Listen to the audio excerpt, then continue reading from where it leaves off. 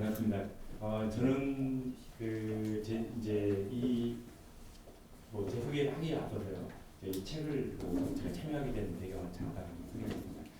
저는 원래 지난해까지만 해도 2016년도 1월달까지만 해도 여기 치과 병원에 치과 대학 교수로 있었습니다.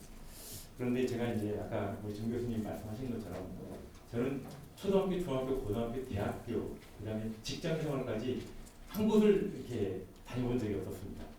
부친께서 이제 교육자시기 때문에 매번 따라다니고 전학 다니고 뭐 심지어 대학도 원래 저는 법학 출신입니다. 그래서 삼성에서 한 3년 반 이제 증권을 다 있다가 이 치과에서 돈 많이 벌겠더라고요. 저 연봉이 그 당시 90년도에 입사를 해서 한 3천, 이제 94년도에 그만뒀으니까요. 3천 정도 되는데 제가 2억 정도 제가 벌어들이는 것 같은데 3천밖에 안 주는 거예요. 그래서 이게 안 되겠다. 그래서 이제 누군가 꼬셔가지고 치과대학 다시 이제 6년을 다시 다녔습니다. 그리고 또 이제 공부 좀 하나씩 이제 치과에서 개업을 아까 이제 우리 정 교수님 창업을 꿈꾸시는 분 저는 이제 창피해서 손을 못 들었었는데 4학년 때 그 치과 자리를 알아봤었어요. 계약까지 다 했습니다. 그런데 교수님께서 저를 꼬셨습니다. 한번 공부 한번 해보는 게 어떠니? 과거에 법학을 공부했으니까 메디컬 쪽에서도 법이 좀 필요할 거야. 그래서 이제 근데 그 당시까지만 해도 학생 때는 대학 교수님 하게 되면 뭐 그냥 머리에 아버님보다 더 귀중하죠. 그냥 뭐 하늘이시잖아요. 그래서 정말로 저한테 그런 제의가 왔을 때 이게 성공할 수 있을까? 그런 것 때문에 한번 해보자. 그래. 교수님 혹시 저한테 뭐 이제 교직자를 주지 않더라도 박사는 그래도 빨리 받잖아. 그래서 이제 31의 치과대학을 입학을 했고 37에 조교를 시작했습니다. 그래서 결국 이제 대학 교수님까지 이제 저한테 물려주셔가지고 11년 동안 열심히 했죠. 저는 여기 이제 보시다시피 저는 사실 치과 의사지만 법 쪽에 조금 이렇게 역할을 좀 이렇게 발휘를 했습니다. 그래서 법원 전문 심리위원도 해봤고요. 그다음에 치과 의사가 좀 관계가 없는 듯한 어떤 금연 진료에서 이제 제가 선도 역할을 해서 드디어 치과에서도 보호만시키는 금연 환자를 볼 수 있는 그 영역을 만들었습니다. 그래서 작년에 공무증상까지 받아가고요. 그런 어떤 많은 이제 어떤 나름대로 역할을 해봤었는데 근데 이제 이번에는 또 다른 걸 또 하고 싶은 거예요. 그런데 그런 정 교수님 말씀처럼 한 곳에서 제가 이제 오랫동안 있었다면 혼자서 제 생각만 했었다면 아마 이런 틀을 깨지는 못했을 텐데 작년에 제가 좀 과감하게 학교를 나왔습니다. 그리고 우연찮게 카이스트하고 좀 2년 뵙게 됐습니다.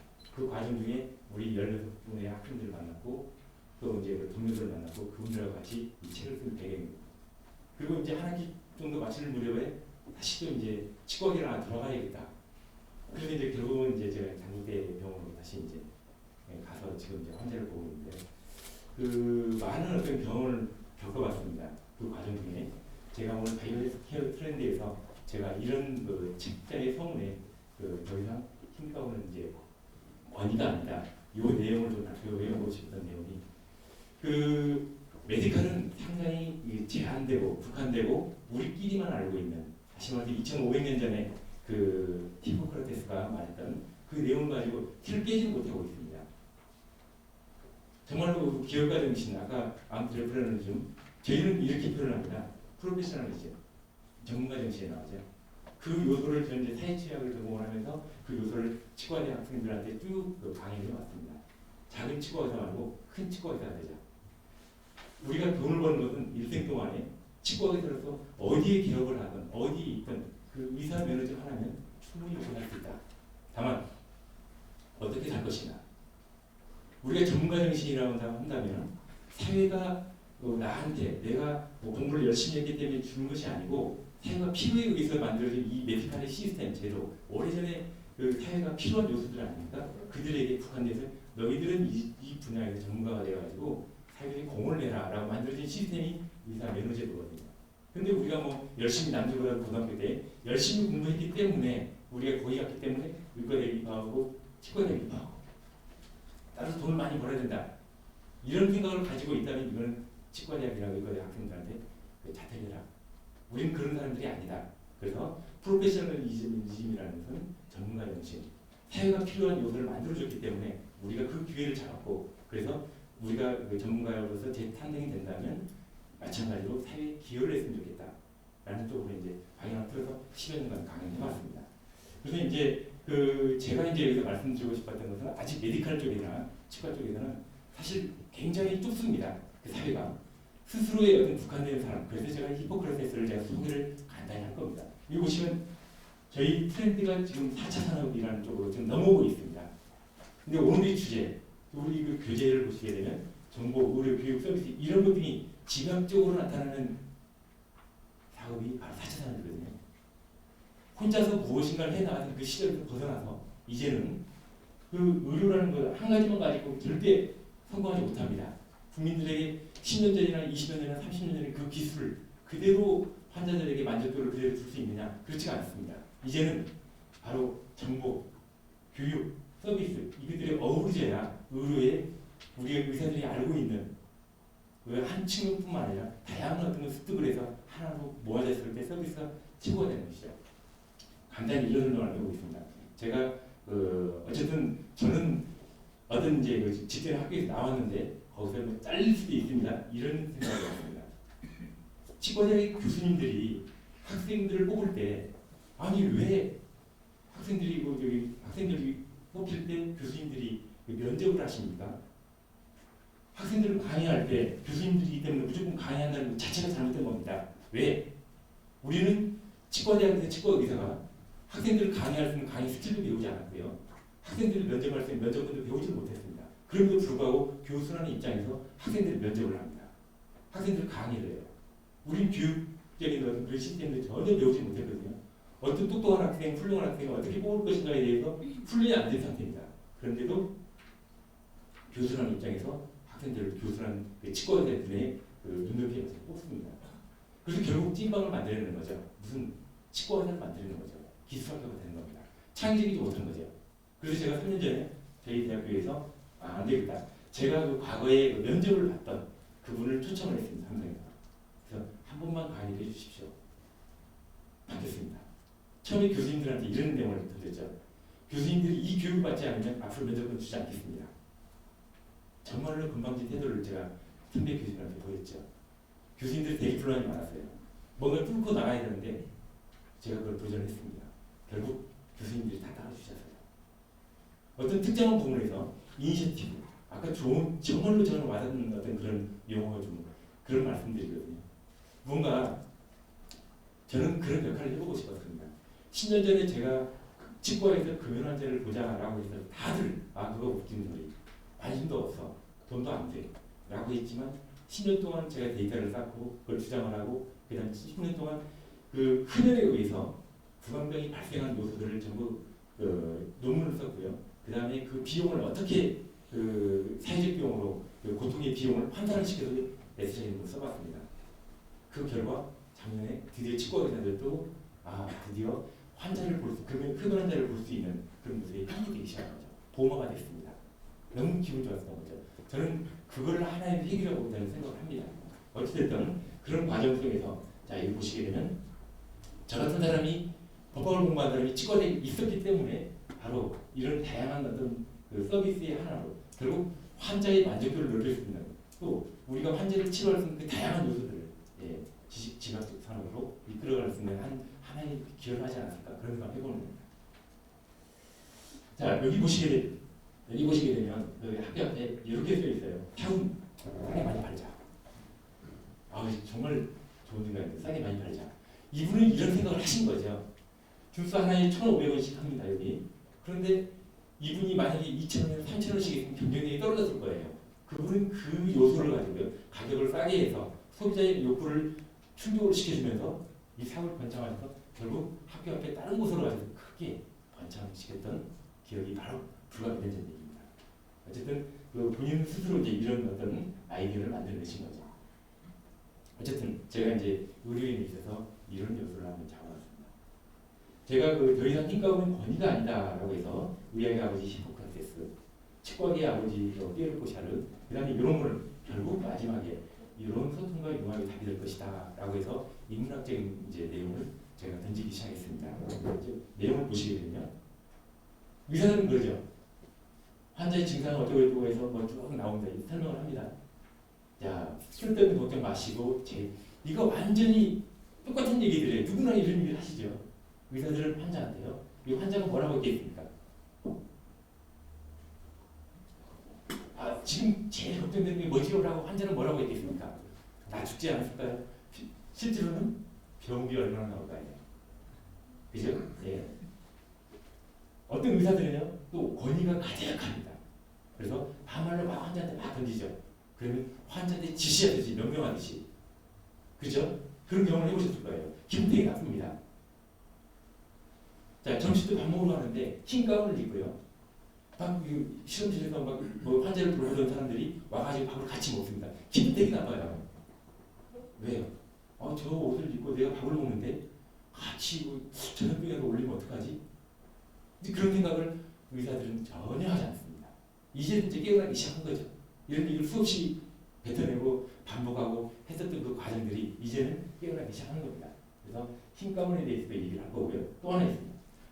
이게 제가 창동역에 살기 때문에 1월 5일자로 고장이 났어요. 3월 1일자 봤더니 조금 늦더라도 완벽하게 고치겠습니다. 그래서 그대로예요. 4월달 봤더니 또 그대로예요. 우리나라는 이거 하나 고칠 수 있는 능력이 안 되는 거구나. 이거는 이거를 담당하시는 분은 분명히 전문가적이세요. 분명히 훼손된 분입니다. 예. 또 이게 만리장성 부분인데요. 이쪽으로 가게 되면 화장실이 있대요. 이건 제가 인터넷에서 쌓은 것인데요. 이런 요소들이 리더가 굉장히 중요한 거고, 그 다음에 누군가가 이니셔티브, 정말 좋은 말씀이시죠. 누군가가 남들이 생각하는 것보다 생각하지 않았던 어떤 요소를 하나를 먼저 찔러줬을 때 그 부분이 얘기가 돼서 다른 사람들이 딸려오는 거, 바로 리더십이 아닌가 싶습니다. 아까 말씀드렸죠. 좀 전까지 진료가 제일 걱정되어 있는데 의상만 들고 오니까 진료비는 무시해도 되지 하고 마음속으로 생각하는 거예요. 이제 참 그렇습니다. 자, 지금부터 히포크라테스의 2,500년 얘기를 잠깐 하고요. 제가 강의를 마치도록 하겠습니다. 의사들 하게 되는 히포크라테스 선서에 대해서 기본적으로 떠오르고 생각하실 거예요. 일반인들도 다 이 얘기를 하십니다. 그래서 이제 우리가 처음으로 히포크라테스 얘기가 나온 것은 1957년도 서울대학교에서 의과대학에서 사용했던 어떤 내용들인데, 어찌됐든 인생은 짧고 예술은 길다라고 그 유명한 말을 하게 된 사람이 바로 요 사람입니다. 다 들어보셨죠? 그런데 이게 그 당시에 잘못된 어구예요. 잘못된 어기입니다. 어기. 쭉 보시게 되면 외국의 영어 표현은 항상 여기에 생략된 거죠. 여기 보면 opportunity is가 빠진 거죠. 그 다음에 마찬가지로 experience 폴리시스라고 is가 빠진 거죠. 짧게 해서 반복해놓고 빠뜨려서 이렇게 하는 것인데, 원래는 사람의 목표는 짧다라는 얘기예요. 그 의료 기술은 길다는 얘기예요. 요거를 이제 앞에서 딱 떼버리고 요것만 가지고 딱 하니까 바뀌기 시작하는 거죠. 사실은 히포크라테스는 그 당시 그렇게 말하지 않았습니다. 예, 사람이 너무 짧고 그 다음에 그 의술, 아트는 원래 의술입니다. 의료 기술이죠. 그래서 어쨌든 제가 깊이 나갈 수는 없을 것 같고요. 원래는 이 집안이 히포크라테스 가문이 진료를 하고 아버지 때부터 쭉 조상 때부터 메디컬 쪽에서 있어왔던 사람이에요.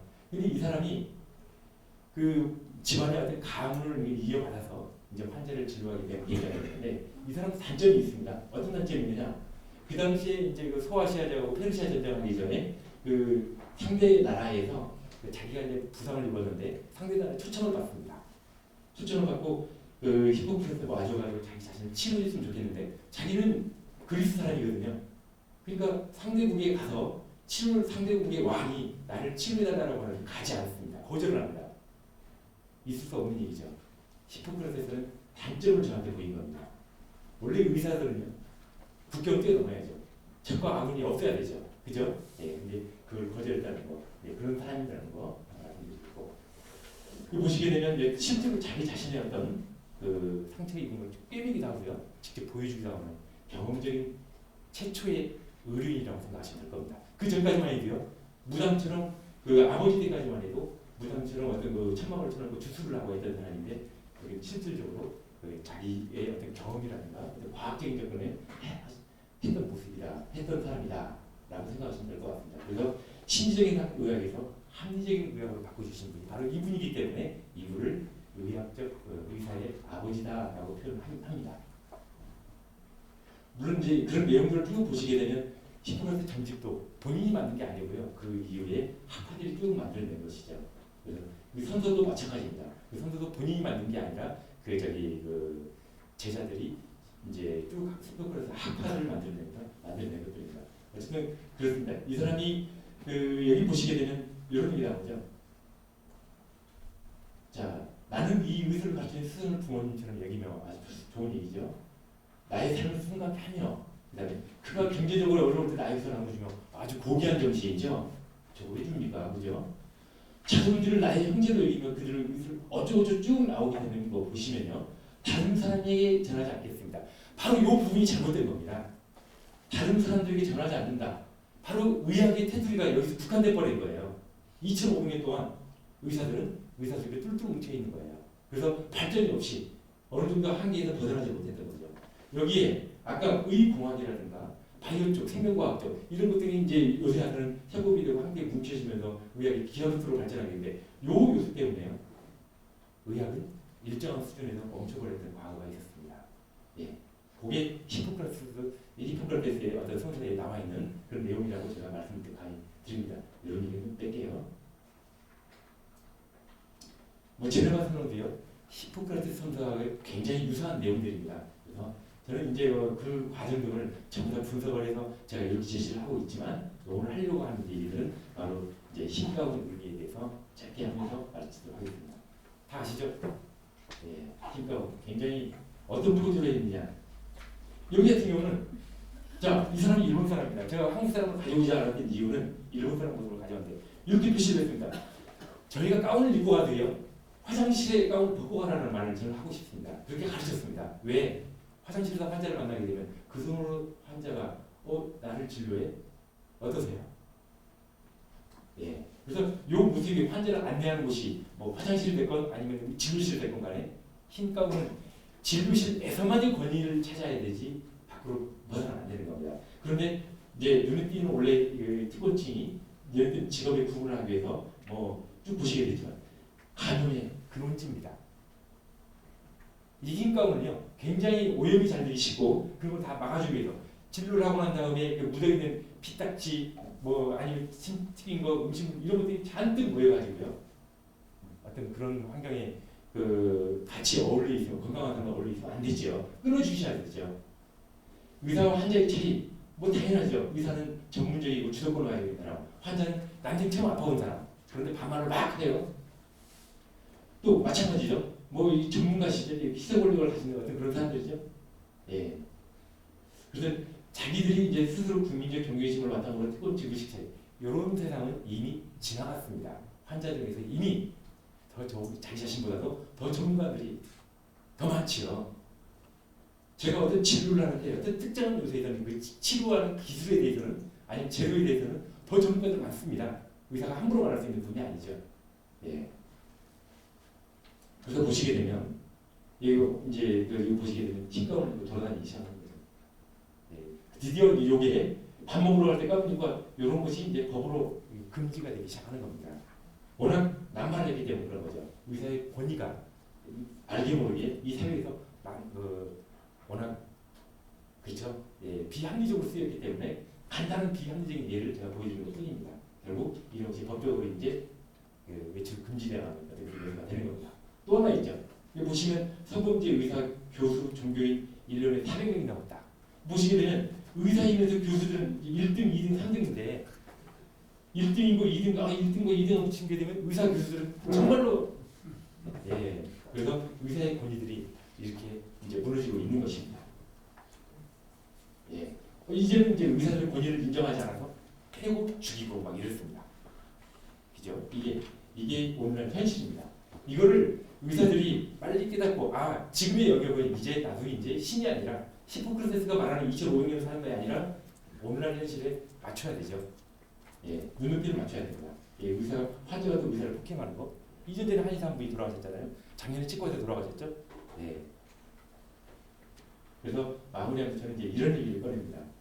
화성이동 환자, 금성이동 의료 소통이 안 된다는 거죠. 자, 환경이 많이 변했습니다. 교육 수준이 굉장히 올라갔어요. 그 다음에 확대된 정보망, 인터넷만 치게 되면 웬만한 정보들은 다 얻을 수가 있어요. 그런데 의사들은 정작 모르고 있는 거예요. 또 이번에는요, 로봇과 컴퓨터가 의료 업무를 대신하기 시작합니다. 바로 요 요소가 이미 의사들의 어떤 과거 기술이 아니라 의료공학이나 바이오 쪽에서 이미 의료의 영역을 침범하고 끼어들었던 요소 아닙니까? 그래서 공유할 수 있어야 되는데 요 영역을 아직도 찾지를 못하고 의사들은 현재 자기 자신의 가운을 유지하려고 하는 거죠. 의과학자, 생물학자, 공학자, 의료인, 인문학자 요 요소들이 전부 다 의료의 어떤 부분에 있어서 확대되고 공유하고 있습니다. 이게 바로 소통이 아닌가 싶습니다. 실질적으로 학문을 소통한다. 그냥 뭉쳐있기 때문에 소통하는 게 아니고 거기에 반드시 휴머니즘이 포함이 되어야 됩니다. 인문학자가 들어가야 돼요. 자기 자신 진짜 진료를 받아보고 환자의 고통을 느껴봐야 됩니다. 그거는 인문학자가 해결할 요 요소까지도 포함이 되어야 되는 것이 아닌가 싶습니다. 요새 스마트폰 인터넷을 나보다 잘한다는 거예요. 일반인들이. 그래서 정보가 더 빠르다는 거예요. 우리 병원의 평가를 어떻게 받고 있는 걸 이미 인터넷상에 보시게 되면 금방 알 수 있다는 거죠. 이런 정보가 된 사회에서 의사들이 이제 자기 자신을 한 번 되돌아볼 수 있는 그런 요소가 필요하지 않나 그런 생각을 해봅니다. 그래서 미래 사회를 갖다가 우리가 꿈꿀 때에는 이 4차 산업 아까 말씀드린 대로 모든 이제 영역 요소들이 함께 어우르고 그래야만이 진짜 진정한 환자에 있어서 환자에게 만족도를 높일 수 있는 그런 사회가 되지 않을까 싶습니다. 그리고 마지막 강의는 요거로 진행해서 설명을 드리고 마치겠습니다.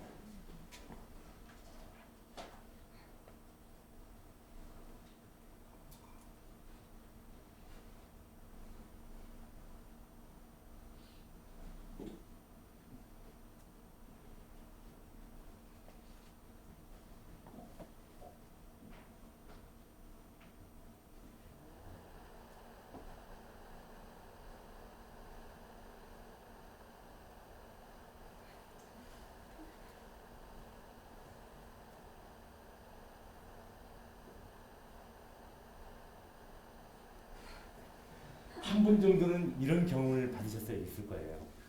오늘 이제 기업가 정신에 의해서 이제 창업이라는 어떤 그 포커스를 저는 거기다 맞추지 않았지만 의사의 힘가운 지금 우리 사회에서 우왕좌왕할 때가 아니고 특히 젊은이들은 이거다 저거다 도전하는 거 도전이 더 굉장히 중요한 요소인 것 같습니다. 해보면요 길이 아니다 싶으면 돌아오면 됩니다. 젊음이라는 것은요 정말 소중합니다. 나이 먹어서 이렇게 뭔가를 새로 추구한다는 건 굉장히 위험하지만 하지만 도전이라는 것은요 젊음에 있어서 그게 누릴 수 있는 특권이 아닌가 싶습니다. 오늘 아마 정 교수님 말씀하셨던 내용들 저는 뭐 거기에 뭐 이제 창업이라는 요소는 좀 빠져 있지만 어쨌든 의사들이 가지고 있는 어떤 고립된 환경을 저는 이제 오늘 좀 더 넓게 다양하게 생각해 보자는 요소로 저는 이 강의로 대신하면서 마치도록 하겠습니다. 감사합니다.